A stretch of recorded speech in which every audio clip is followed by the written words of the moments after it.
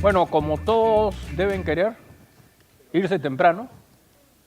Ya la presentación la hicimos ayer, no voy a repetir nada ahora, salvo que me pregunten cosas. Si es necesario explicar algo de nuevo, lo explico, así que por favor estaré encantado que de una vez comencemos con las preguntas, si es que tienen. Buenas tardes. Hola. Ya, analizando todo lo que nos mostró en la diapositiva ayer, en la parte en la que dijo que el Perú no, tiene muy poca, por decir así, producción, mi pregunta sería, ¿en qué rubros tendríamos que enfocarnos más para poder alcanzar o estabilizar la economía en el Perú? Ya, voy a ser telegráfico, pero lo más claro posible, porque yo sé que todos nos queremos ir temprano. El Perú es un país donde lo que más se fomenta es la actividad minera. Entonces, cuando las empresas mineras se activan en la bolsa, o sea, ahí ponen sus acciones para la venta y compra de estas, se concentra todo en minerales. Si los minerales bajan de precio, se cae toda la bolsa. ¿Me explico? Deberíamos ver la manera de que la bolsa sea más diferenciada, que tengas más tipos de productos. Imagínense una bolsa como la bolsa de Nueva York, donde hay empresas de diferentes tipos. Empresas de N industrias diversas, empresas mineras, empresas de servicios, ¿no? Walmart, todas esas grandes empresas que cotizan en bolsa, empresas de tecnología, ¿no? De tal modo que cuando uno de esos sectores crece, normalmente el otro decrece, y entonces se genera un balance y no hay una pérdida generalizada de los valores, sino que lo que se usan son índices en la que mezclan varios valores de diferentes empresas para tener un comportamiento más o menos estable, ¿no? de estas actividades. Entonces, muy importante la diversificación.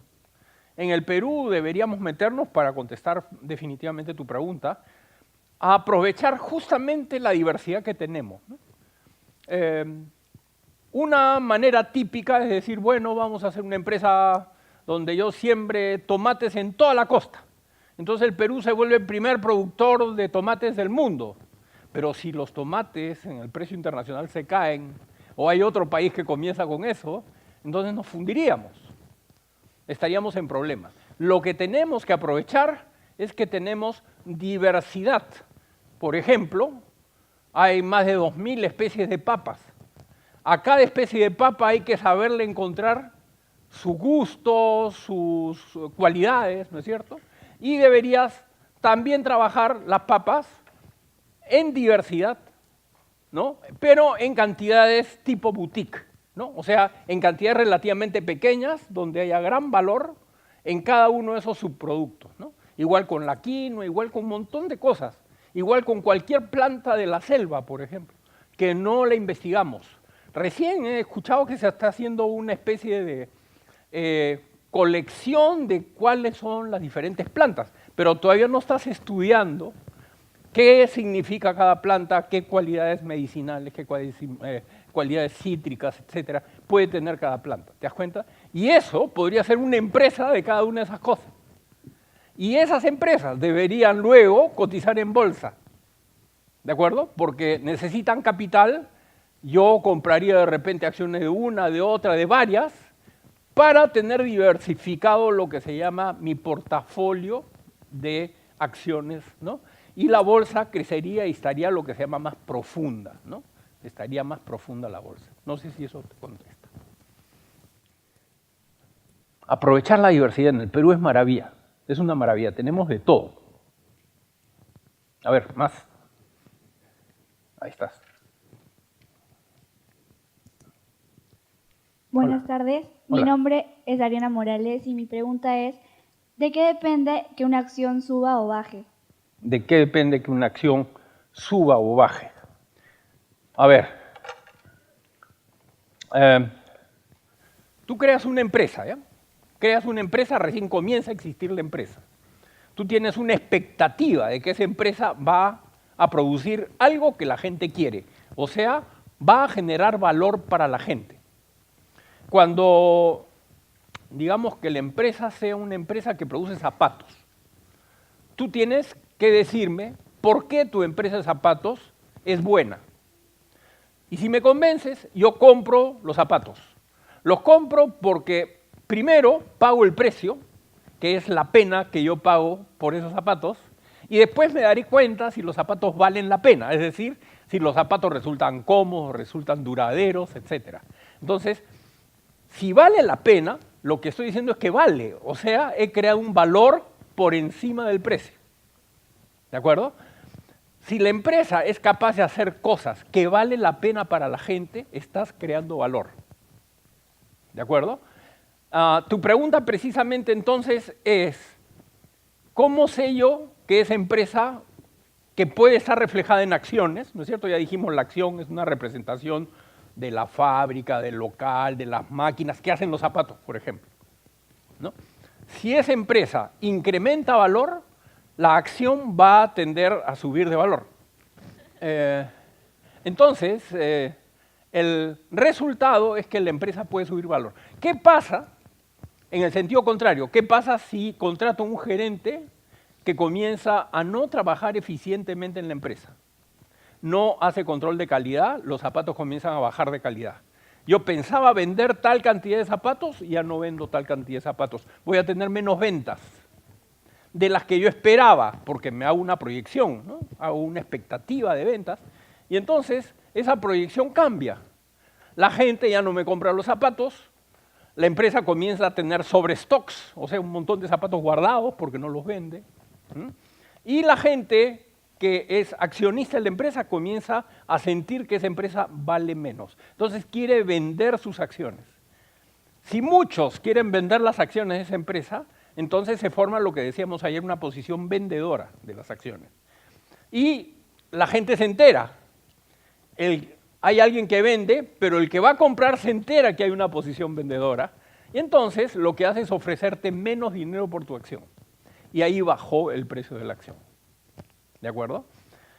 La empresa puede subir o bajar de valor en términos de sus acciones en función a varias cosas, como te digo, un mal gerente, ¿no?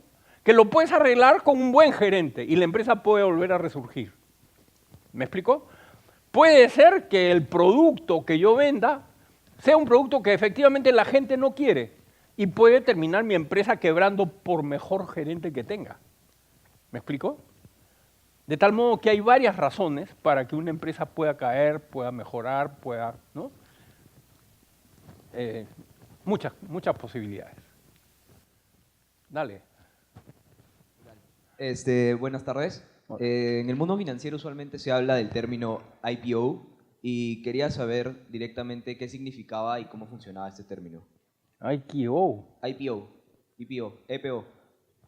EPO. No, IPO. IPO.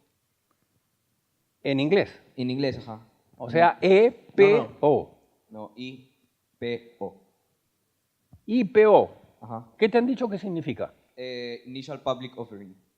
Initial Public... I entonces de I latina. Ajá. Ya, porque si me hablas de...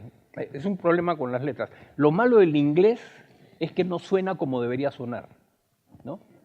IPO, ¿no es cierto? En castellano. Claro. Que significa Initial Public Offering. ¿Qué significa eso? Cuando la empresa recién se genera, emite sus primeras acciones. ¿De acuerdo? Esas primeras acciones las vende lo que se llama el mercado primario. Y tu pregunta me ayuda a explicar la diferencia entre mercado primario y mercado secundario. Cuando la empresa vende las acciones por primera vez, la plata que entra debido a que alguien compra la acción va directamente a la empresa. Y con esa plata es que la empresa compra las máquinas, compra sus locales, compra su materia prima, todo. Esa es una emisión primaria de las acciones. Ahora, yo tengo una acción que he comprado hoy. Acuérdate, ayer dijimos que las acciones son instrumentos de plazo indefinido. Yo compro esa acción Y yo no espero, ni la empresa tiene la obligación de devolverme la plata inmediatamente, o en el momento que yo quiera, sino que la empresa toma esa plata. ¿Qué pasa si yo, que he destinado mi plata a esa empresa, en un momento determinado por alguna emergencia, por alguna necesidad o porque me da miedo seguir siendo accionista de esa empresa, quiero vender mi acción? ¿No? Esa acción voy a la bolsa a través de la sociedad Gente Bolsa, como dijimos ayer, voy a la bolsa y lo que hago es querer vender a alguien que me reemplace como accionista. La empresa no tiene por qué sufrir las consecuencias de que yo ya no quiero, o mejor dicho, el hecho de que yo ya no quiera seguir siendo accionista de la empresa, no es posible que la empresa me devuelva el dinero en el momento ese, sino que la empresa puede seguir existiendo independientemente de que yo quiera o no quiera seguir siendo accionista. Por eso se la vendo a otra persona que me reemplace en el rol de accionista, ¿no? Y el que me reemplace va a ser una persona que compra la acción. La puede comprar a la par, o sea, al precio en que yo la compré. La puede comprar sobre la par si considera que vale la pena comprar esa acción a pesar de que está más cara de lo que fue el precio inicial. O puede comprármela bajo la par si es que piensa que la empresa no está tan bien como cuando yo la compré. ¿De acuerdo? Entonces las acciones por eso suben y bajan de precio en función a diferentes circunstancias del mercado, también por no solo por un problema de la empresa, sino también por un problema de crisis internacional. Si, por ejemplo, en el Perú mucha gente comienza a perder el trabajo, lo que va a pasar es que mucha gente va a dejar de tener capacidad de compra. Y entonces lo que pensabas que podías vender ya no lo puedes vender, no porque la empresa esté mal, sino porque el mercado en general, la sociedad, no tiene plata para comprarte lo que tú pensabas que te podía comprar, ¿no? Y eso también, para la joven que me hizo la pregunta anterior, significa que los mercados te lleven a precios o mayores o menores. Cuando hay un progreso general de la sociedad, por ejemplo, crece el sector comercial, abren más malls. ¿Qué hay? Hay gente que tiene más trabajo, pues antes no tenían, ¿no? Entonces ahora hay más gente que trabaja en los malls. ¿Qué significa? Es gente que tiene sueldo, que antes no lo tenían. Entonces crece la capacidad de compra de la población y de repente yo puedo vender más de mi mercadería, ¿no? Por un factor extraño a tu negocio en particular, pero que obedece al movimiento general de la economía. ¿De acuerdo? Ya. A ver, más. Micrófono. Buenas tardes. ¿Dónde estás? Aquí. ¿Quién habla? Aquí. Allá. Dime. ¿Qué indicadores me ayudarían a comprar entre una acción o un bono? ¿Una acción o un bono? A ver, ahora sí voy a jalar mi pizarra. Lo normal es que tú tengas información previa de cómo se movió esa acción. ¿De acuerdo? Hay dos tipos de análisis que se usan para saber si vale o no vale la pena comprar una acción. Primero se llama la definición del valor intrínseco de la acción. ¿Qué significa valor intrínseco? Significa el valor en sí de la acción. La acción es representante de una empresa que produce algo y que tiene una perspectiva de ventas a futuro. ¿De acuerdo? Entonces, si yo digo, esta empresa estamos en el año 0. Uy, me escribe. A ver. Estamos en el año 0. Esta empresa piensa vender en el año 1 una cantidad de 30, positivo. En el año 2 una cantidad de 40, positivo. ¿No es cierto? Lo que yo sé es que estoy teniendo una expectativa de ventas de esa empresa. ¿De acuerdo? Para los años siguientes. Año 1, año 2. Hoy día estoy en el año 0. Lo que yo tengo que hacer es tratar de tener una idea del valor que tiene hoy la empresa. ¿Cómo hago para traer este valor que recién se va a producir dentro de un año al día de hoy, o sea, al momento cero? ¿Cómo hago? Yo ayer les expliqué que en finanzas, así como en matemáticas, sumar, restar, ¿se acuerdan? Multiplicar, dividir. Así en finanzas hay cómo irse del hoy al futuro y cómo venirse del futuro al hoy. Hoy es el momento cero. El futuro, dentro de un año, es el año 30. O la cantidad 30, ¿no es cierto? En el año 1, ¿verdad? Lo que yo tengo que hacer es dividir esto entre 1 más un rendimiento que yo espero que es el rendimiento que voy a recibir.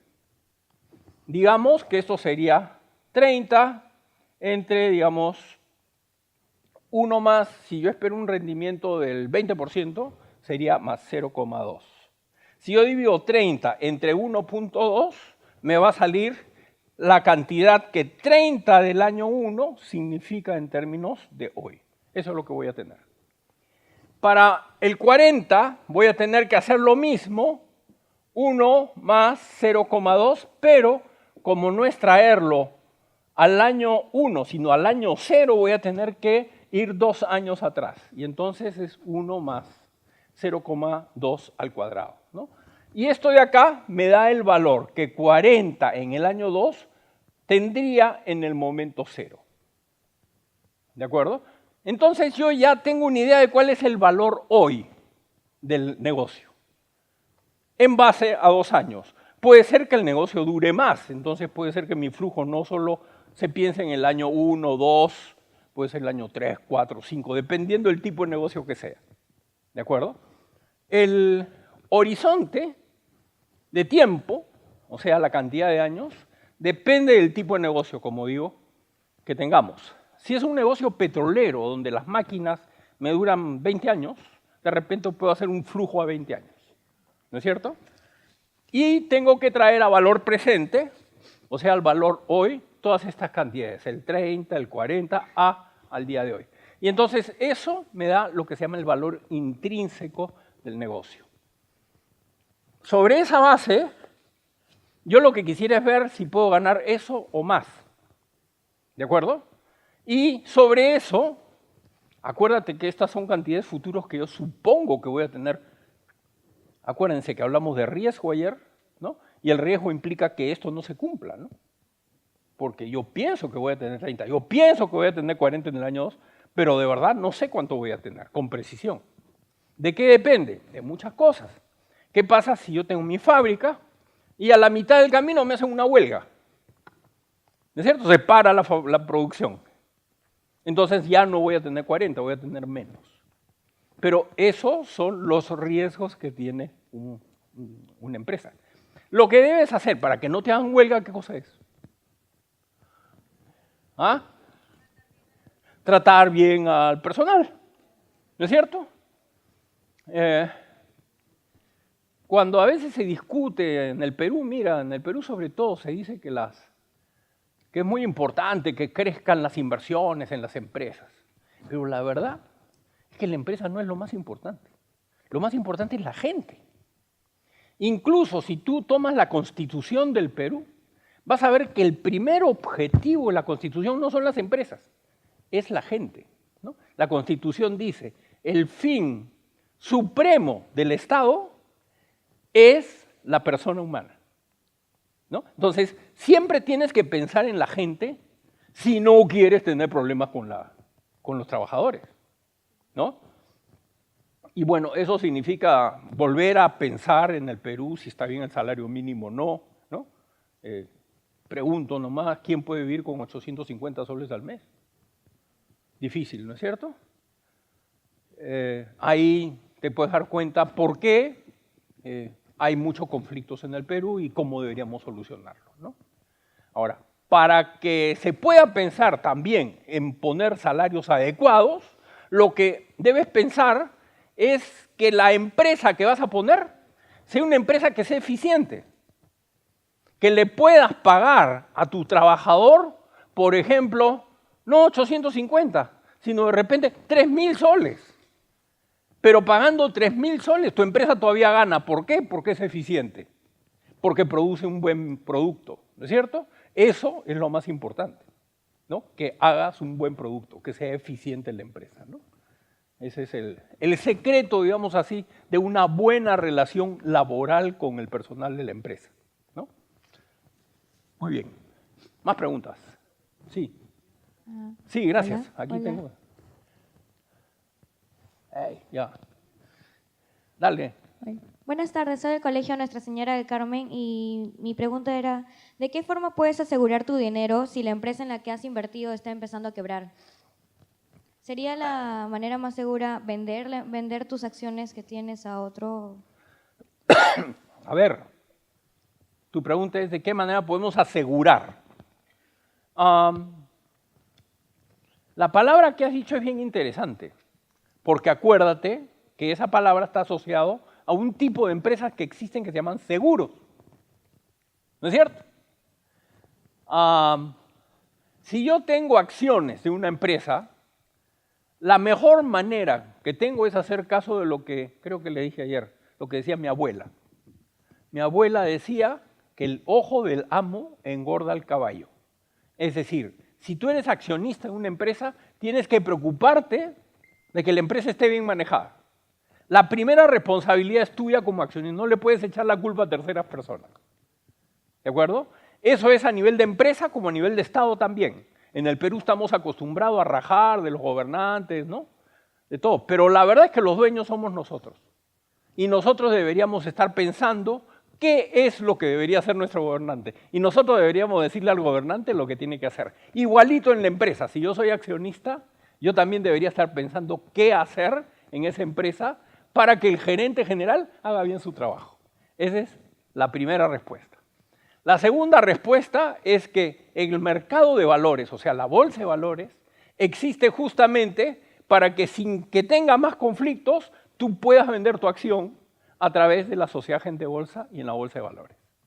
Entonces, de esa manera te sales tú de la empresa. Si tú te sales de la empresa, tú eres una persona que está indicando que no quieres estar más en esa empresa.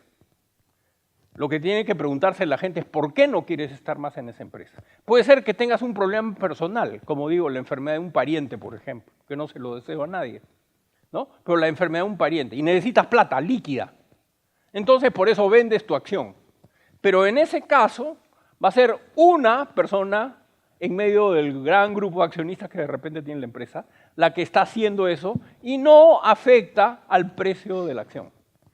Pero si hay lo que se llama una corrida, una posición vendedora en la que mucha gente se está saliendo en la empresa, ahí sí la empresa tiene que llamar la atención, algo está pasando, ¿no? Algo está funcionando mal, que la gente ya no quiere estar en esta empresa. ¿De acuerdo? Entonces, el mecanismo típico es el poder entrar y salir a la participación en las acciones a través del mercado bursátil, ¿no? Eso es lo que más van a ver ustedes en este juego de bolsa, ¿no? En los días siguientes, ¿no? Asegurarte. Lo que tendríamos que ver es, así como hay seguro médico, así como hay seguro automotriz, ¿no es cierto? Habría que ver cómo puedo asegurar yo el valor de una acción. Y entonces, cuando tú me hablas de seguros, ahí yo tengo que hablar de una cosa nueva, de la que no hemos hablado ayer, sino muy tangencialmente. Yo les dije que así como había una bolsa de valores, también había una bolsa de futuros, ¿no es cierto? Una bolsa de futuros, una bolsa de opciones. La opción es un seguro, y el seguro de opciones tiene la siguiente característica. Mira, si en este eje están los precios y tu problema es que quieres que el precio se mantenga estable de tu acción, ¿no es cierto? Si quieres que se mantenga estable, tú lo que no quieres es que la acción baje de precio. O sea, el precio de aquí para acá sube y de aquí para acá baja. Como hay volatilidad, esto se puede estar moviendo, el precio se puede estar moviendo. Entonces, lo que se hace en este eje, que, a ver, en este tenemos precios Y en este eje tenemos gasto. Gastas plata. ¿En qué? En comprar un seguro. Compras un seguro. Ese seguro te cuesta una cantidad. En los seguros, no sé si ustedes manejan bien el concepto, se llama la prima de seguro que pagas. Por tu seguro vehicular, por tu seguro médico, pagas una prima anual que te mantiene asegurado mientras el plazo del seguro esté vigente, un año, etc. SOAT, por ejemplo, es un seguro. ¿Qué significa que gastes esta prima de seguros? Significa que mientras el precio esté acá y tú no quieres que baje ese precio, lo que vas a hacer es pagar esta prima por esta cantidad de acá, pagas esta prima, pero si por casualidad el precio baja, se pone para acá, que es lo que tú no quieres, tú cobras el seguro. Cobras el seguro. Y así el precio sea menor, a ti te tienen que pagar ese precio mínimo que tú has definido, que se llama precio de ejercicio. ¿De acuerdo? Esta prima, ¿a quién se la pagas? Se la pagas a alguien que te asegura, al asegurador. Él cobra este seguro, pero en el caso que el precio se ponga por debajo de X, él tiene que honrarte el siniestro. ¿Está claro el concepto del siniestro? Cuando un carro choca y está el carro asegurado, para la compañía de seguros es un siniestro, porque la compañía de seguros tiene que asumir el costo de la reparación del carro. En este caso, el siniestro sería que el precio se ponga por debajo de lo que tú quieres. Entonces, a este sistema de acá se le llama la compra de una opción. Compras una opción, es un contrato, como un contrato de seguros, ¿no? De una opción de venta de la acción. De venta de la acción de la que estás hablando. Y este de acá es el señor que te vende la opción de venta de la opción. ¿De acuerdo? De esa manera te aseguraste que el precio va a ser X. ¿De acuerdo? ¿Tienes que gastar una platita? Sí, pues porque tienes que pagar la prima. Pero con esa prima tú estás asegurado que, digamos, que ese precio de la acción, vamos a ponerle un valor. La acción cueste 30 unidades monetarias, sean soles, dólares, lo que sea. 30, ¿no? Lo que tú estás asegurándote es que en el caso que el precio del mercado baje, a ti te pagan 30. Y tú vas a recibir 30, así el precio de la acción esté en 10 o en 5. ¿Está? Más o menos. Esto se aprende más avanzado en la universidad, lo que se llaman opciones financieras, ¿no? Y así como hay opciones de venta, como esta de acá, hay también opciones de compra, ¿no? En la que te aseguras un precio cuando quieres comprar algo, ¿no? ¿Qué cosa quieres hacer? ¿Quieres de una fábrica o de una planta de refinería de petróleo? De refinería, algo así como La Pampilla. Ustedes son los dueños, ¿de acuerdo? La refinería de La Pampilla tiene que estar en condiciones de estar todo el tiempo funcionando. Porque si la apagas, cuesta muy caro volverla a prender. Entonces, para que no se apague, tú tienes que tener petróleo crudo como materia prima siempre en tus tanques de reserva. Siempre. Cuando tú ves que se están gastando esos tanques, tienes que ir previendo el rellenado de los tanques. Es decir, tienes que comprar a futuro nuevo petróleo. El precio del petróleo lo sabes hoy. Hoy día, por ejemplo, puede estar el barril en $45 el barril de petróleo.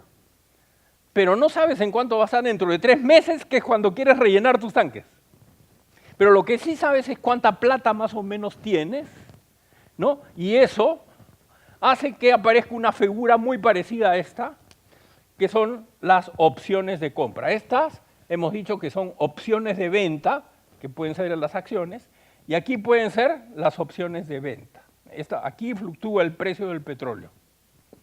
Precio, en este caso vamos a hablar de petróleo, aquí estamos hablando de acciones. Hoy día estás en $45 el barril. $45 el barril. Tú sabes que dentro de 3 meses tienes que comprar. ¿Cuánta plata prevés que tienes para dentro de 3 meses, para llenar tus tanques, más o menos estimas que vas a tener $50. O sea, tu ideal sería comprarlo a no más de $50 el barril. ¿No es cierto? Entonces, lo que tú haces es comprar un seguro, pagas una prima para que si el precio es mayor a 45, el que te asegura honra el siniestro. O sea, él paga la diferencia. No importa cuál sea el precio. Si el precio del petróleo sube a 150, él tiene que pagarte la diferencia. Él tiene que pagarte la diferencia, ¿no? Tú pagas esta prima y, lógicamente, el que te asegura recibe la prima. Recibe la prima. ¿Y a qué juega él? Él juega a que el petróleo no suba, ¿no? ¿Tú acaso, cuando pagas el SOAT, al final del año, si no has tenido accidentes, te devuelven la plata? No te devuelven. Las compañías de seguros viven de las primas, ¿no? Acá también, tú compras la prima, pero si el precio dentro de 3 meses es 45 o menos, él no te devuelve la prima. Pero si el precio es mayor a 45, él tiene que honrarte el siniestro. Con esta plata de acá que él pierde, te la pasa a ti. ¿Mm? Así funcionan los seguros. Y estas operaciones se llaman opciones financieras, ¿no? Hay varias maneras de poder minimizar el riesgo de las variaciones de los precios en el tiempo, ¿no? Esto normalmente se necesita y se ha desarrollado cuando comenzó a haber mucha fluctuación de precios, sobre todo el petróleo. El momento clave ha sido el año 1973, que hubo una guerra en el Medio Oriente, ¿no?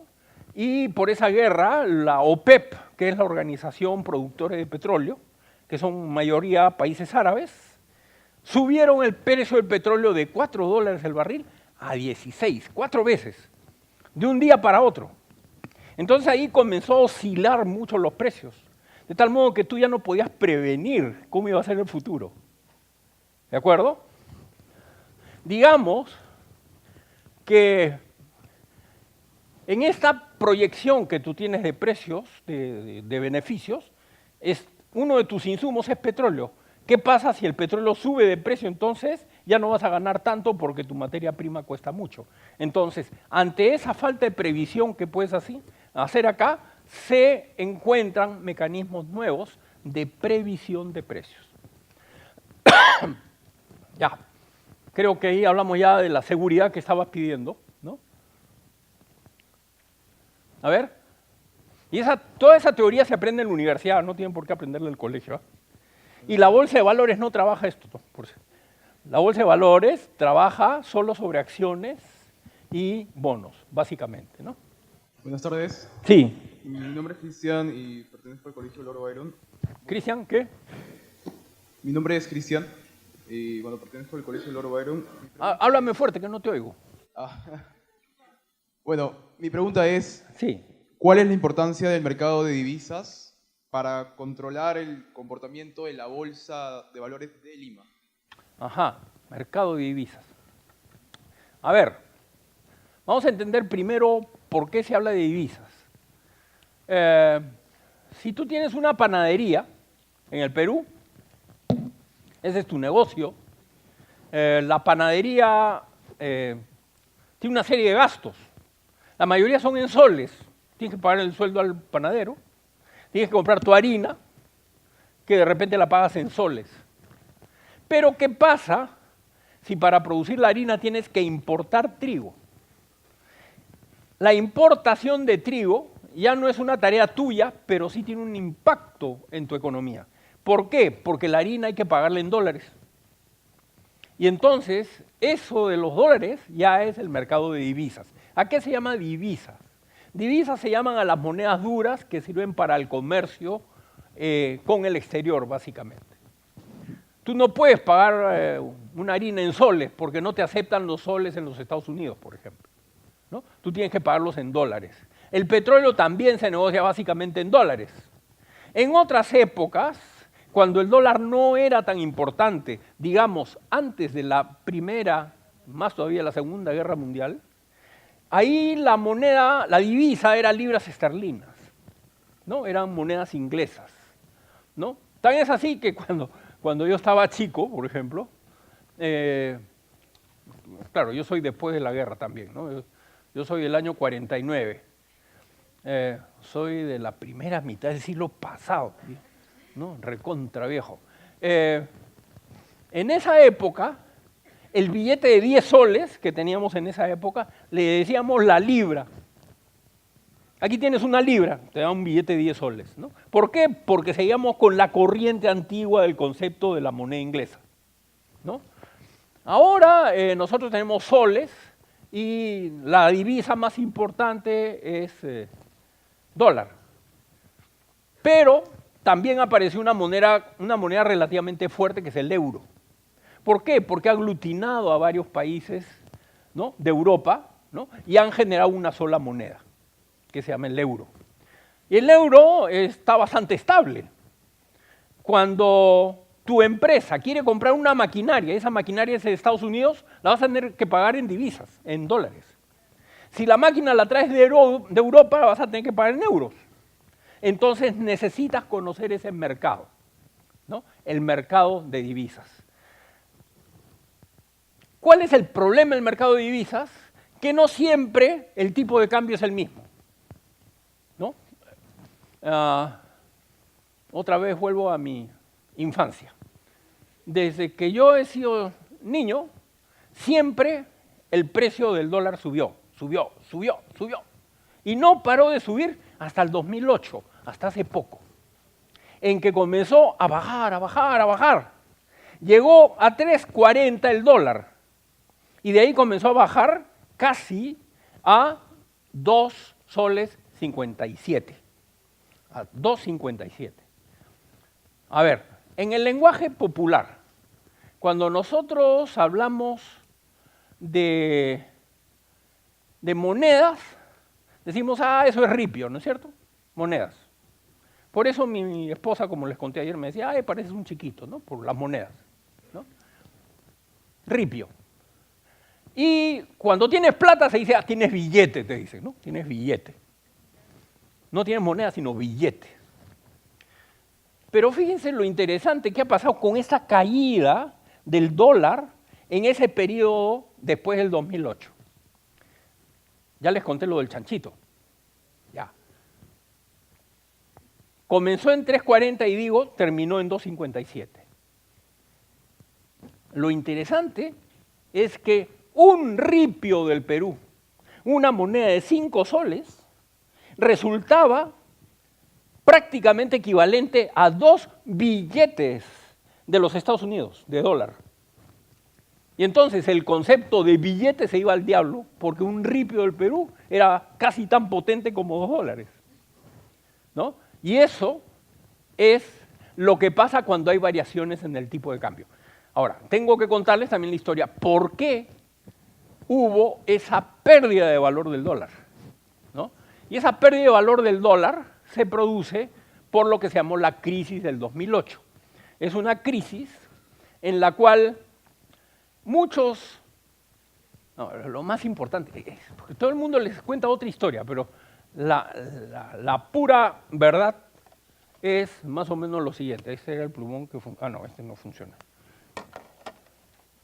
¿Me he puesto el plumón acá? No, acá. Acá está. Esto lo voy a borrar.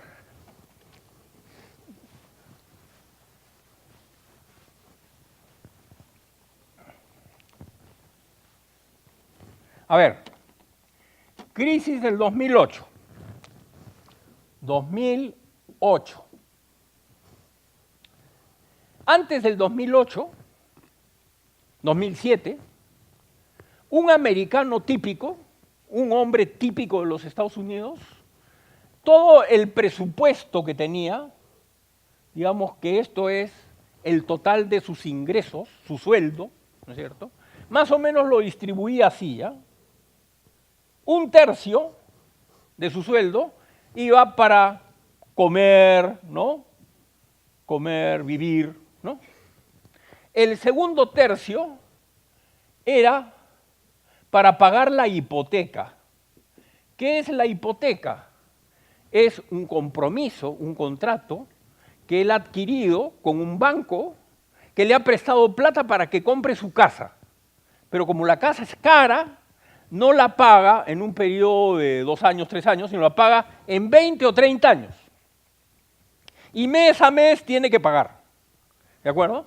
Va pagando todos los meses una cantidad importante de su sueldo, se va en pagar la hipoteca. Y el otro tercio es para pagar la gasolina. Gasolina, ¿por qué?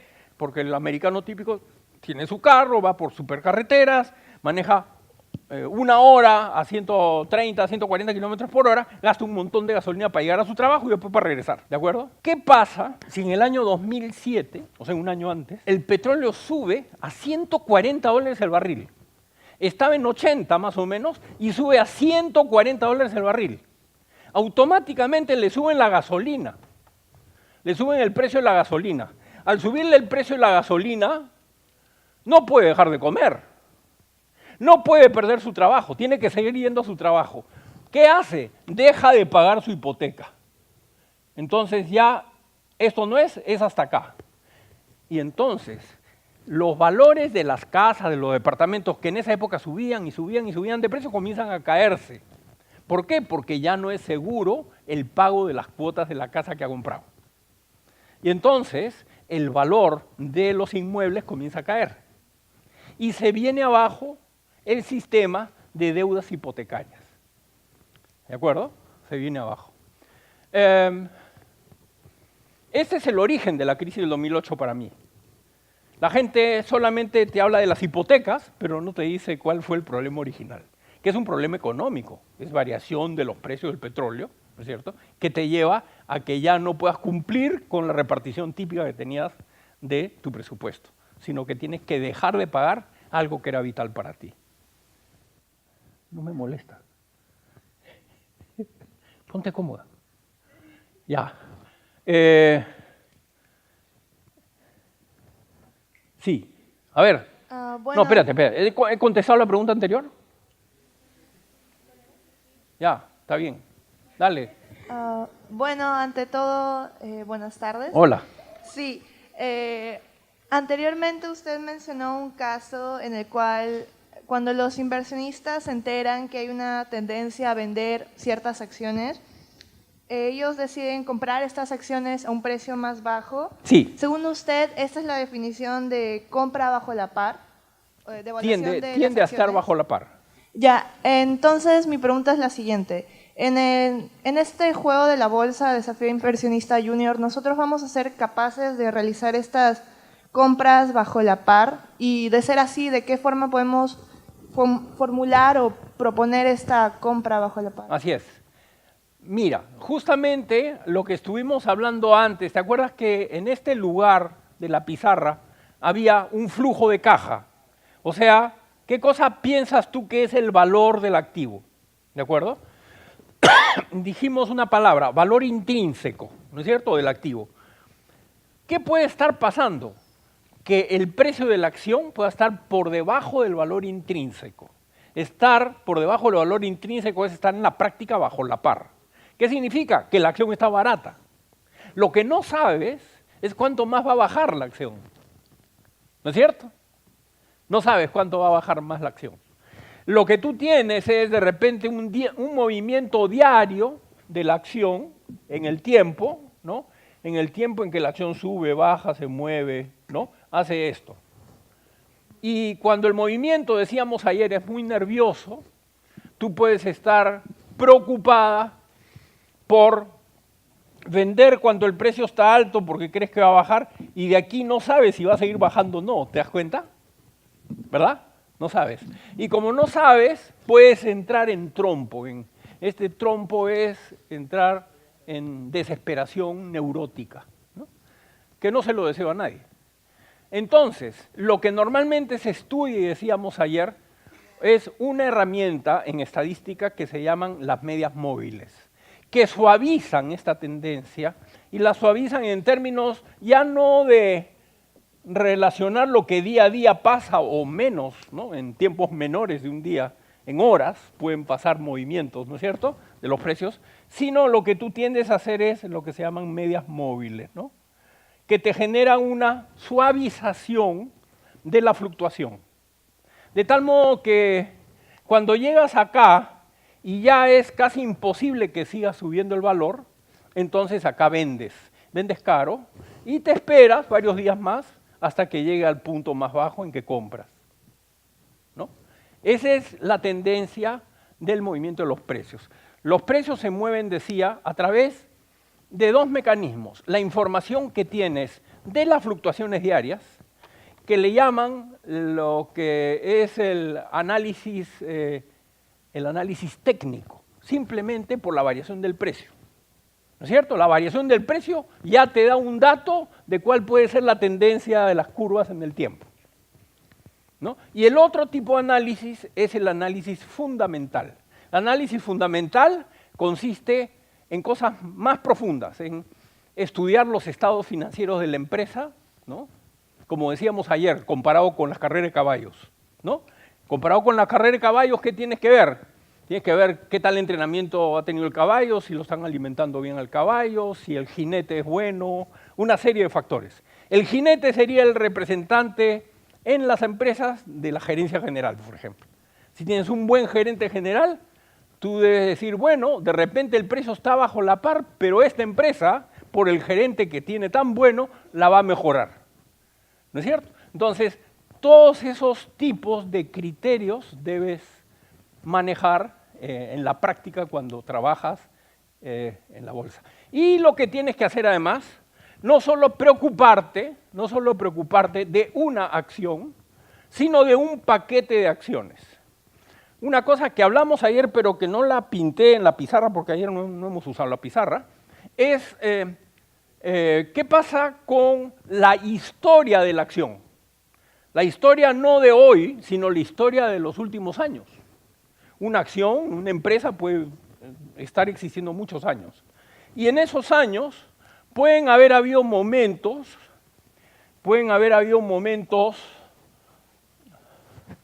en que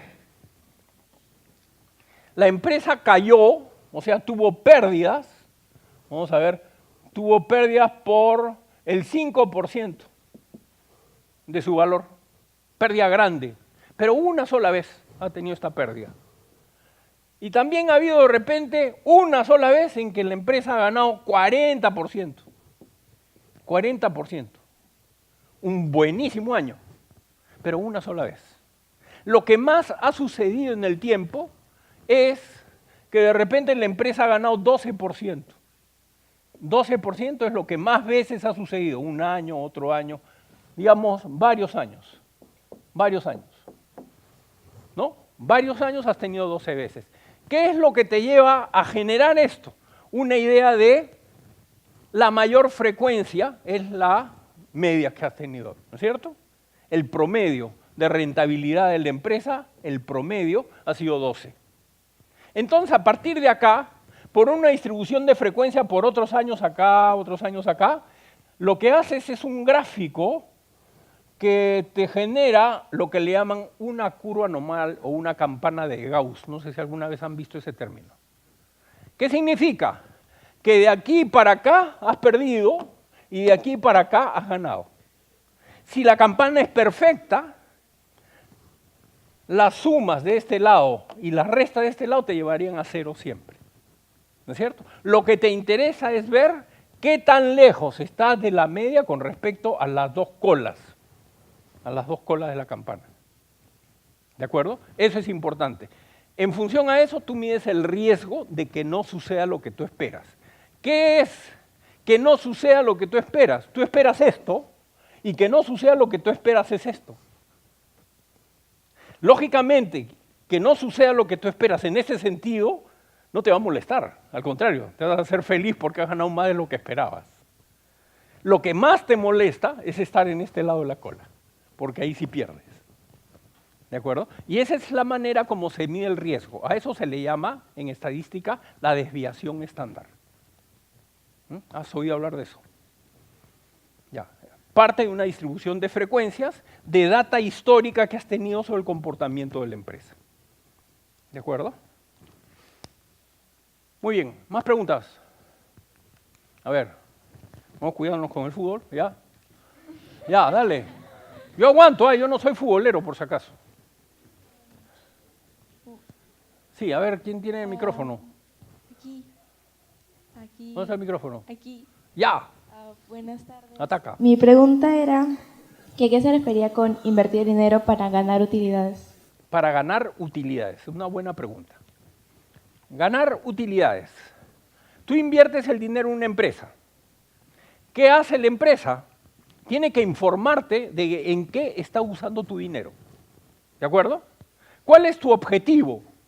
Tu objetivo es que esa empresa tenga una cantidad de ventas, ¿no es cierto?, del producto que generas, ya sea un bien o un servicio, ¿no? La empresa vende cosas. De esas ventas tienes que descontarles los gastos, estas son ventas positivas, los gastos, costos de producción, etcétera. Y al final, claro, los contadores te dan con precisión todos los rubros que hay acá, ¿ya?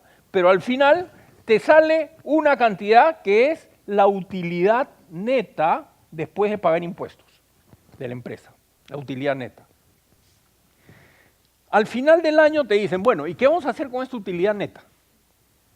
Hay tres posibilidades.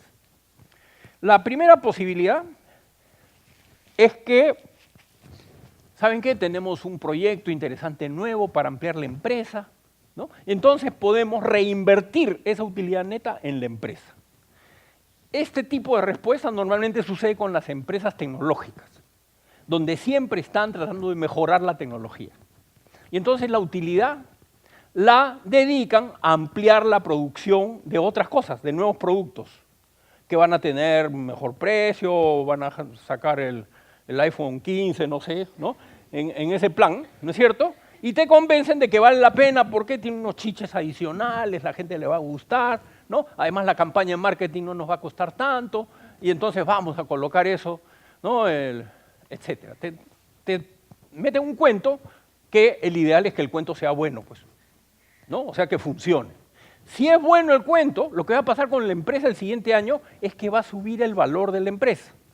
Entonces, si tú tenías una acción de esa empresa que costaba 5 unidades monetarias, llama de dólares o lo que sea, y sube el valor de la acción, el año próximo ya no vas a tener 5, sino vas a tener 7. ¿De acuerdo? Y entonces, lo que vas a tener es que esa utilidad te va a llevar a un incremento del precio. A ver, si hoy día tú has invertido 5 unidades monetarias y el año próximo resulta que la acción ya no vale 5, sino vale 7, lo que tienes que hacer es restar 7, que es el valor futuro, menos 5. Y esto te va a dar 2 quintos. 2 quintos es, ¿cuánto por ciento? 40%. Una rentabilidad alta. ¿De acuerdo? Una rentabilidad alta. Te va a salir 40% de ganancia. Entonces tú vas a decir, sí, está bien, inviertan toda la plata. En la Asamblea General de Accionistas, tú apoyas que la plata se reinvierta ahí. Segundo escenario, no vamos a invertir. Este año, como la actividad está bien, vamos a repartir dividendos, te dicen. O sea, la utilidad la van a convertir en dividendos. ¿Qué es un dividendos? Es agarrar la utilidad neta y partirla y dividirla entre todos los accionistas en función a cuántas acciones tiene cada persona. Y entonces tú recibes la renta al final del año. A mí esta segunda alternativa no me gusta mucho. Yo prefiero la alternativa en la que la empresa siempre tiene proyectos nuevos para ampliar y crecer. ¿De acuerdo? La otra alternativa, la última, es que la empresa diga, ¿saben qué? Invirtamos esta plata no en una nueva línea de producción de nuestra empresa, sino invirtámoslo comprando acciones de otras empresas que son muy buenas en el mercado financiero o en el mercado bursátil. Entonces, por ejemplo, tú tienes una fábrica de tecnología o una fábrica de zapatos, como quieras, una fábrica de zapatos, y si tienes las utilidades, decides comprar acciones de unas empresas mineras, de unas empresas bancarias que te están rindiendo siempre más o menos un 12%. ¿Me explico? Entonces, esas acciones te sirven como respaldo para garantizar ganancias futuras también, porque te están ganando el 12% aproximadamente, ¿no es cierto?, en los años siguientes. Y entonces es una diversificación del riesgo. Ya no solo estás en la fabricación de zapatos, sino que tienes dentro de tu paquete de acciones, acciones también de empresas de otros sectores. ¿De acuerdo? Esas tres son las posibilidades típicas que una empresa tiene que pensar al final del año cuando tiene utilidades. Cuando no tiene utilidades, lógicamente te dice, ¿sabe qué? Sorry, no hubo utilidades, ¿no? Este año no estamos tan bien, pero el año próximo te van a ofrecer un montón de cosas para no perder la chamba del gerente general, ¿no? Más, a ver, ¿dónde estás? Acá. Ah, ya. Mi pregunta es, ¿qué aspectos se debe considerar para ser una empresa rentable? Para ser una empresa rentable. A ver, ayer hablamos de que algo debe valer la pena, ¿no es cierto? Tú deberías ser una empresa rentable, tú misma. ¿Cómo así? Cada decisión que tú tomas debería significarte una mejora para ti. Desde lo más simple, decido ir al cine. Ayer creo que hemos hablado de eso. Decido ir al cine. Voy a gastar mi plata en la entrada y voy a gastar mi tiempo en la película. ¿Qué cosa es que sea rentable para mí? No significa que tenga plata necesariamente, sino que me dé un placer suficientemente grande para decir la película valió la pena. ¿De acuerdo? Una segunda alternativa. Compro acciones de una empresa. Ahora sí, ¿qué busco? Rentabilidad monetaria, o sea, en dinero, ¿no? Lo que quiero es ver cómo esa empresa, antes de que yo comprara la acción, ha estado rindiéndole, por ejemplo, dividendos a sus socios. ¿No es cierto? Tercera alternativa. ¿Qué pasa si esa empresa no ha estado dando dividendos, pero todos los años ha ido subiendo de valor sus acciones? Entonces, si hoy compro la acción y va a subir la acción el año próximo, yo feliz pues, porque voy a tener rentabilidad. En este caso, por ejemplo, que dijimos, si yo compré la acción a 5 y la empresa mejora tecnológica hace que el año próximo la acción ya no esté en 5 sino en 7, yo he ganado, ¿no? He ganado 40%, ¿verdad? Y es un negocio rentable. Ahora, no piensen solo en una empresa, piensen en lo que se llama un portafolio, un grupo de diferentes empresas donde puedan haber compensaciones en el caso que una pierda, la otra gane. Eso es lo más recomendable cuando se trabaja en la bolsa. Ya. Creo que tú querías preguntar, a ver, aquí... Uy, ¿solo hay un micrófono? ¿Ah? Los demás micrófonos se han ido al fútbol. Dale. Buenas tardes. Hola. Yo quisiera preguntar en cómo afecta la privatización de las empresas nacionales a las acciones dentro de estas empresas en la bolsa de valores. Qué linda pregunta. Sobre todo porque yo soy viejo. Entonces yo he estado metido en el lío de la época de las privatizaciones. No he estado metido en el lío de la privatización. Yo tuve una broncaza. Ahí me votaron del directorio de Petroperú. Me votaron. Y te voy a explicar por qué. Cuando entró el gobierno de Fujimori en el año 90, lo primero que dijo era que había que privatizar los grifos. Los grifos, así comenzó, los grifos. Todo el mundo creía que todos los grifos que había en el Perú eran de Petroperú, o sea, de una empresa pública. Y como la idea era privatizar, porque había una corriente mundial de privatizaciones, ¿no es cierto? Hay un documento que se llama el Consenso de Washington y la recomendación de Washington era que el sector privado sea fuerte. Y entonces, todas las empresas públicas, entre comillas, todas son ineficientes, hay que venderlas. ¿Para qué? Para que el sector privado las tome. Esa era la idea. Entonces, yo entré al directorio de Petroperú Y lo primero que hicimos en el directorio fue averiguar qué pasaba con los grifos. O sea, no bastaba con que me den una instrucción y me digan, ya, vende los grifos, porque todos son del Estado. Resulta que encontramos que en el Perú habían 1.455 grifos en esa época, en el año 90. 1.455. Cuando preguntamos de quiénes son los grifos, resulta que de Petroperú solo eran 83. Pero todos tenían letrero de Petroperú. ¿Por qué? Porque vendían gasolina de Petroperú, pero no porque sean de propiedad de Petroperú. Entonces, la política la estabas haciendo sobre mala información. O sea, estabas decidiendo la política de privatización sobre datos no correctos, ¿no? Segundo, los 83 grifos, preguntabas tú, ¿ganan o pierden plata? Porque el pretexto siempre era, hay que privatizar. ¿Por qué? Porque las empresas públicas pierden, son ineficientes, así te decían siempre, ¿no? ¿Sabes qué? Todos los grifos de Petroperú ganaban plata, todos. En Petroperú hay varios rubros de producción. Hay, por ejemplo, una planta en Talara, que es una planta de asfalto, ¿no? Porque también del petróleo sale el asfalto. Y esa planta sí era ineficiente, esa planta sí perdía. Esa planta debía cerrarla, pues, porque no la quería nadie, ¿de acuerdo? Pero ¿por qué ibas a vender los grifos, que era la carnecita de Petroperú? ¿De acuerdo?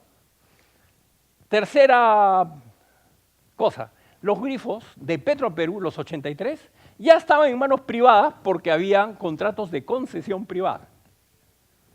Y entonces, mira lo que pasó. En el 83, en el 90, mucha gente, incluso de la colonia japonesa, tenía miedo de que Fujimori sea presidente. Porque el gobierno anterior, el de Alan García, fue tan malo con la hiperinflación y todas esas cosas, que a los de la colonia les decía, oye, nos vamos a meter en este lío y si no puedes solucionar eso, vas a malograr la imagen de la decencia de los japoneses, de la honradez y de la eficiencia. Todo eso se va a venir abajo. Entonces la mayoría de la colonia no votó por Fujimori, votó por Vargas Llosa. ¿De acuerdo? Dentro de ellos estaba Yoshiyama, Hokama, varios así. Espero que no hayan parientes acá. Y si hay, que sepan la verdad. Pero vino el shock. O sea, el gobierno de Fujimori hizo el shock y paró la inflación. Comenzó a dar señales de que efectivamente comenzábamos a corregir las cosas. ¿De acuerdo? Podemos discutir después si estuvo bien o mal el shock, si Vargas Llosa se equivocó o no se equivocó. Todo eso lo podemos discutir, ¿ya? Yo estoy metido ahí en ese lío.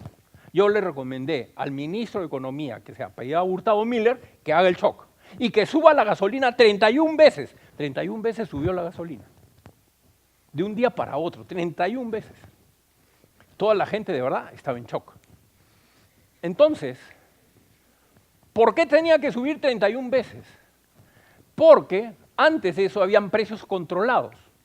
Para que la gente no pitee, para que no haga bulla en las calles, entonces Petroperú mantenía el precio bajo y la gasolina no subía de precio, para que no haya bulla, o sea, por evitar problemas sociales. Pero el precio del mercado no era ese. La gasolina tenía que estar mucho más arriba. Y entonces nosotros hicimos el cálculo y tenía que subir 31 veces. Bueno, después del shock, ya ahí sí los miembros de la colonia japonesa se hicieron pateros de Fujimori, ya se olvidaron de que habían votado por Vargas Llosa, ¿no? Se hicieron pateros de Fujimori y entraron al gobierno. Y entró Yoshiyama como ministro de Energía y Minas y el ingeniero Daniel Hokama entró de viceministro. Y como viceministro entró al directorio de Petroperú. Yo estaba en el directorio de Petroperú. Y vino a pegarnos un café. Vino a gritarnos. Me dijo, ¿por qué no han comenzado con la privatización si la orden del presidente es comenzar con la privatización? Entonces yo lo miraba como diciendo, ¿de qué techo cayó esta araña? ¿No? Ese pata no sabía nada. No sabía cuántos grifos había en el Perú. No sabía si los grifos ganaban o perdían. No sabía quién manejaba los grifos, nada. Él creía que todos los grifos eran de Petroperú, ¿no? Y que vendiéndolos iba a ganar como $500 millones. Y la verdad es que los grifos que tenía Petroperú solo valían 36 millones de dólares, ¿no? Y ganaban plata. Entonces, yo me porté mal. Lo ridiculicé en medio de todo el directorio. Y le dije, oye Daniel, así cachaciento me puse. Oye Daniel, ¿tú sabes cuántos grifos hay en el Perú?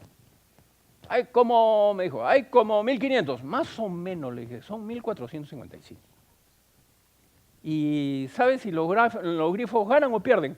Deben perder porque son del Estado. Esa era la onda estúpida que la gente tiene. Le digo por si acaso porque yo he estudiado mi posgrado en Alemania. Y en Alemania las empresas públicas sí ganan. Y ganan porque, no porque sean del Estado, sino porque tienen buena gente manejando las empresas. Al final, una empresa, si es privada, también puede estar mal manejada. Si es pública, puede estar bien manejada si tiene buena gente adentro. ¿De acuerdo? Entonces, es un prejuicio eso de que las empresas públicas, ¿no? Entonces le dije, no, pues, no sabes, ¿ves? Las empresas ganan, le decía. Además, las empresas valen 36 millones de dólares y ganan 16% de rentabilidad, o sea, tienen una buena rentabilidad. Además, entonces me gritó, ¿tú estás en contra de la privatización? Yo le dije, no. Lo que pasa es que hay que hacer bien la privatización. La privatización, ¿para qué sirve? ¿Qué es privatizar? Si las empresas hoy son del Estado, significa que es de todos los peruanos. Y lo que hay que hacer es defender el interés de todos los peruanos. ¿Cómo defiendes el interés de todos los peruanos? Si es que la vendes de tal modo que la venta va a beneficiar a todos los peruanos. ¿De acuerdo? Entonces lo que tienes que hacer es vender bien las empresas. ¿Qué es lo que tengo que hacer? Bueno, le dije, tienes que conseguir a un gerente general que tenga la capacidad de manejar una empresa bien, como esta. ¿Y cuánto le vas a pagar? Bueno, le tendrás que pagar, le dije, 60.000, 70.000 dólares al mes. ¿Cómo se te ocurre que le vas a pagar tanto si el presidente de la República solo gana 2.000 soles? Fujimori se había puesto el sueldo de 2.000 soles.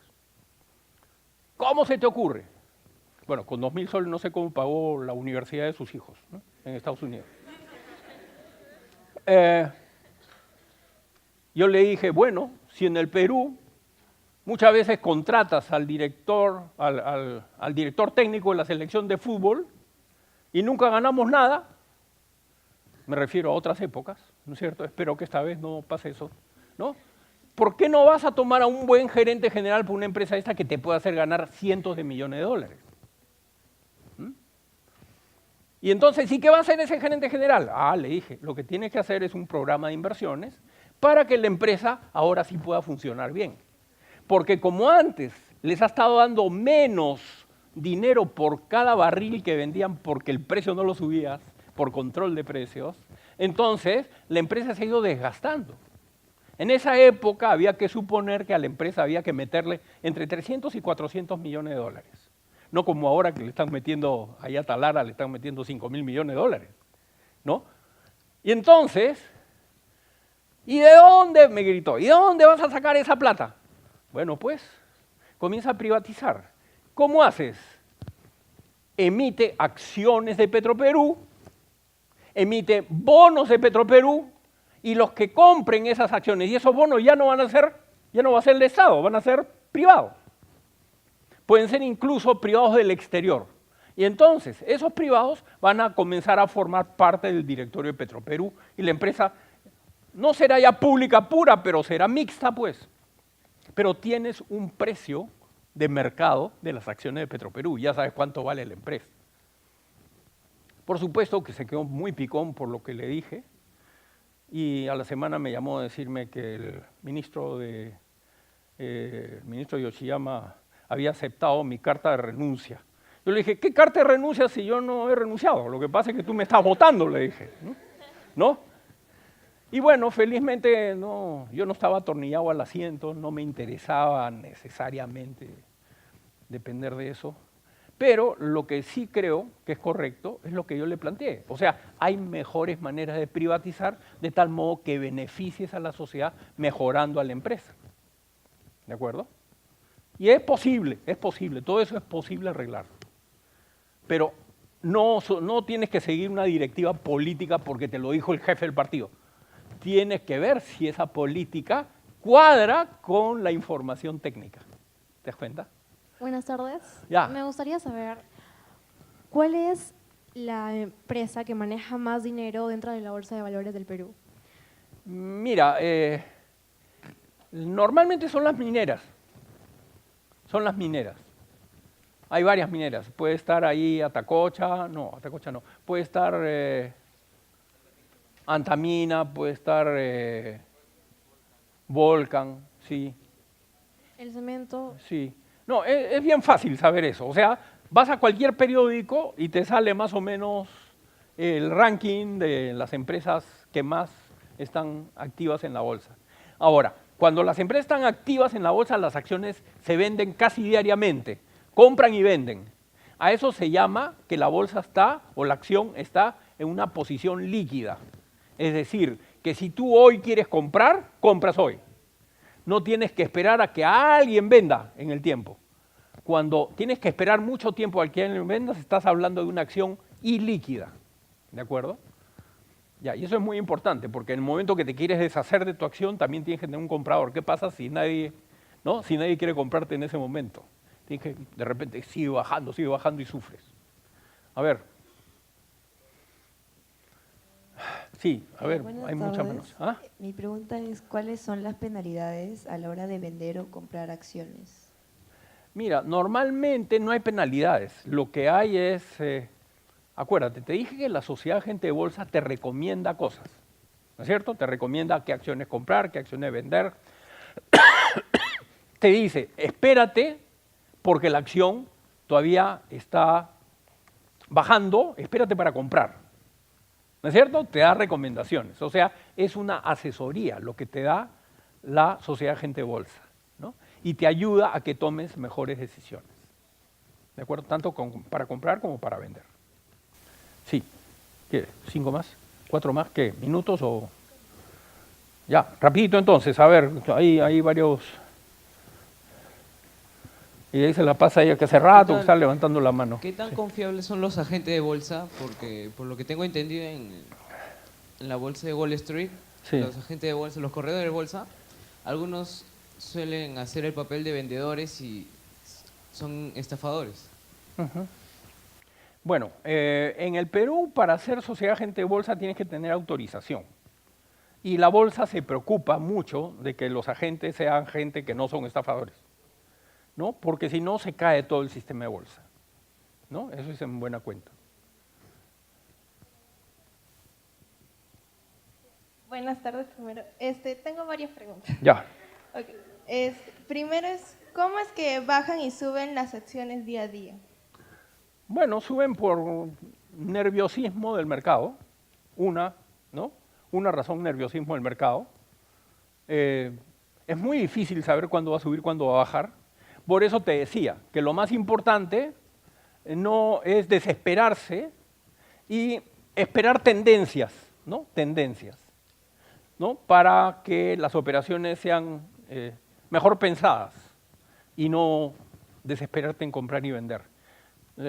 Basta que haya una persona que tenga muchas acciones y hoy quiera vender porque tiene otro problema, no porque la empresa esté mal de repente, sino porque necesita plata, ¿no es cierto? Entonces puede haber una caída por eso, ¿no? Puede ser que lo que venda sean poquitas acciones, entonces no va a haber caída por esa venta, ¿no? Y lo que sí puede suceder es que de repente se haya corrido la voz de que vale la pena comprar una acción. Y entonces todo el mundo comienza a comprar, y de repente el precio llega a estar muy por encima de lo que debería estar, ¿no? Eso se llaman las burbujas, ¿no? Las burbujas, se forman burbujas y el precio entonces está muy por encima de su realidad. Es como un globo, que cualquier cosita la pincha y se viene abajo, ¿no? Segunda. ¿Qué beneficios me puede dar una empresa al comprar sus acciones? Bueno, la empresa casi ni te conoce. Tú compras las acciones y la empresa no sabe al comienzo quién eres, sobre todo si compras poquitas acciones, ¿no? Lo que importa, lo que normalmente los dueños mayoritarios de las acciones no venden sus acciones, quieren mantener el control de la empresa. Y venden unas porciones que son, espérate, tiene un más, que tiene, venden porciones relativamente pequeñas que no le hacen perder el control a los mayoritarios, ¿no? Y entonces, justamente el objetivo del mercado de valores es que no afecte al funcionamiento de la empresa este movimiento de acciones normal, ¿no? Lo anormal sí hace daño, ¿no? Cuando hay una caída muy fuerte de la empresa porque baja el beneficio de todos, ¿no? Para comprar acciones de un país extranjero, ¿tengo que ir a la bolsa de ese país o lo puedo hacer desde la bolsa de Lima? Mira, ahora hay muchas maneras de entrar a los mercados. Una de las cosas que dijo el profesor Udolkin cuando inició la conferencia ayer es que tenemos un laboratorio Bloomberg, no sé si te acuerdas. Bloomberg es una base de datos mundial de todas las bolsas del mundo, de tal modo que ahí puedes informarte cómo se están moviendo las acciones de todas las bolsas del mundo, ¿no? Y no solo las acciones, sino también precios de lo que se llaman commodities. Commodity es el precio del petróleo, commodity es el precio del trigo, del maíz, del cobre, ¿no es cierto?, de los metales en general. Y esos mercados también lo encuentras en la información Bloomberg que tenemos aquí en la universidad, ¿no? Y ahí aprendes cómo debes hacer las operaciones cuando vayas a trabajar en una empresa y ahí quieras comprar, vender las acciones. Porque la mayoría de las empresas en el Perú tienen una base de información Bloomberg o otras, ¿no?, bases de información, donde está la bolsa del Perú, pero también están las otras bolsas del mundo. La última. Acerca de la la burbuja de inflación que usted dijo, mencionó. Sí. Quería saber acerca de la caída de bolsa del 1929. Del 29. Sí. ¿Cómo es que de un día para otro bajó tanto los precios? Bajó tanto. 29, crisis del 29 es una crisis parecida al del 2008. Es parecida, no es igual. En el 29, ¿qué pasaba? Ya, suave, tranquilo. Voy a hacer rápido. En el 29, las expectativas de crecimiento de la empresa eran grandes, pero comenzó a verse que las empresas no iban a ganar todo lo que estaban ganando. Entonces, bastó que haya alguien que comience a vender fuerte sus acciones para que comience una caída brutal de las acciones. Y eso no solo terminó en una caída en un día, ¿no?, que fue octubre del año 29, 23 de octubre, sí me acuerdo que era pocos días antes del santo de mi papá. Ya, mi papá cumplió el 29, ya. Y entonces, ante esa caída, no solo pasó la caída, sino que de ahí comenzó un proceso recesivo de la economía. ¿Qué es un proceso recesivo? Es un proceso donde si caen las acciones, ¿por qué caían? Porque las empresas estaban sobreestoqueadas, tenían muchos productos que no vendían.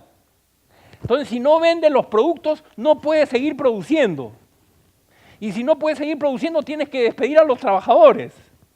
Y al despedir a los trabajadores, ¿qué pasa? Baja la cantidad más todavía de compra de la población, porque la gente ya no tiene con qué comprar.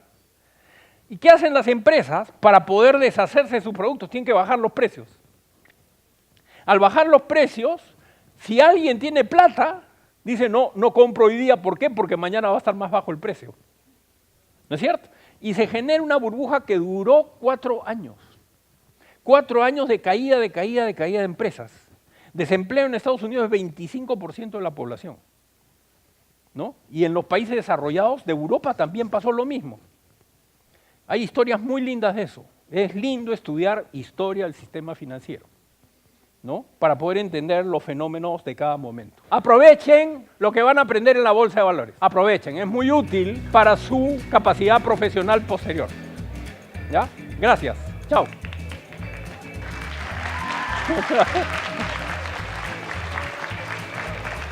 Ya.